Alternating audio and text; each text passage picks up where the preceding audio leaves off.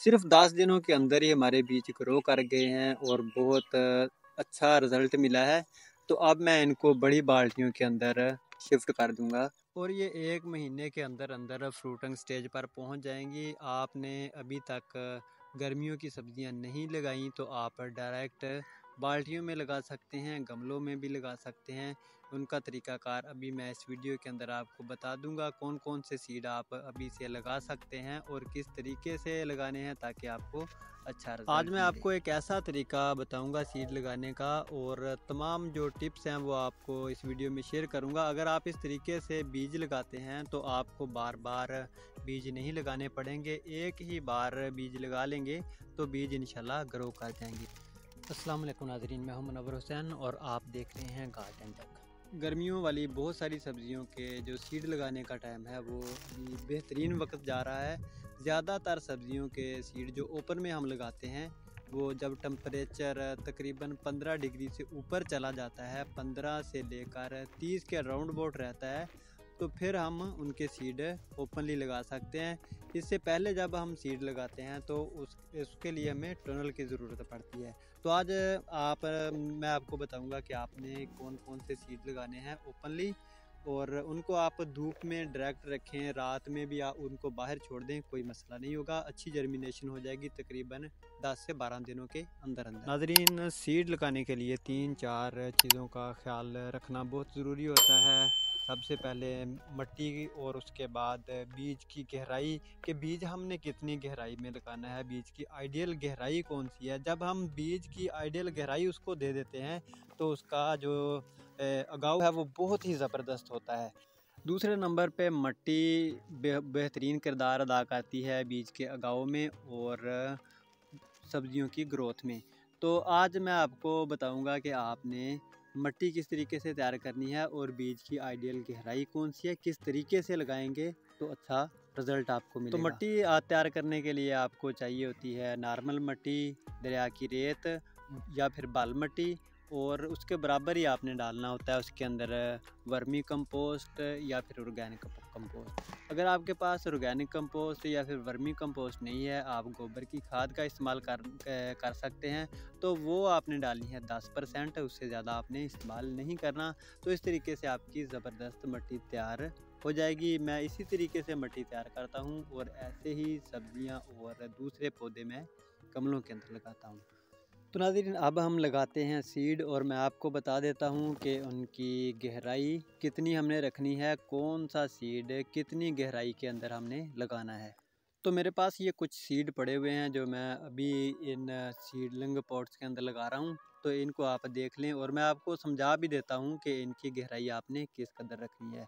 तो ये है मेरे पास कद्दू के 3-4 वैरायटीज़ हैं और ये काला लोबिया है और ये भी कद्दू है, ये भी कद्दू है, ये भी कद्दू की अलग वैरायटी है। ये तीनों कद्दू की वैरायटीज़ हैं और ये है काला लोबिया और ये है घिया तोरी। और ये जो छोटे पैकेटों के अंदर बीज पड़े हुए हैं ये ककड़ी की मुख्तलिफ अक़साम है, तो ये भी मैं लगाने वाला हूँ। और एक ये सीड है मेरे पास तरबूज का।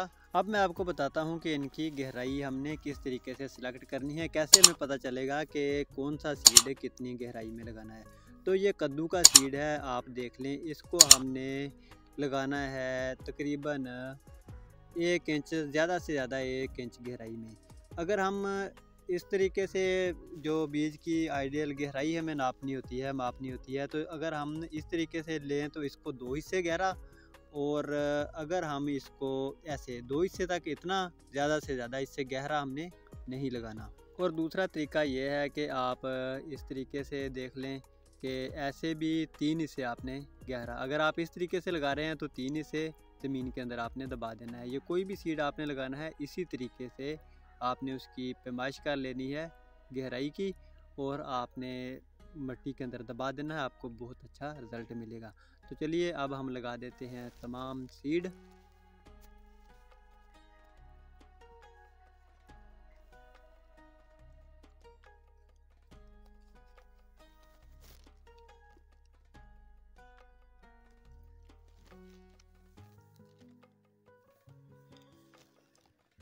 ये तरबूज का सीड है और इसकी गहराई का भी आपने इसी तरीके से अंदाज़ा करना है कि ये आप देख लें, इस तरीके से आपने 3 सीड रखने हैं। जितनी उसकी हाइट बनेगी उतना गहरा सीड आपने लगा देना है, आपको अच्छा रिज़ल्ट मिल जाएगा।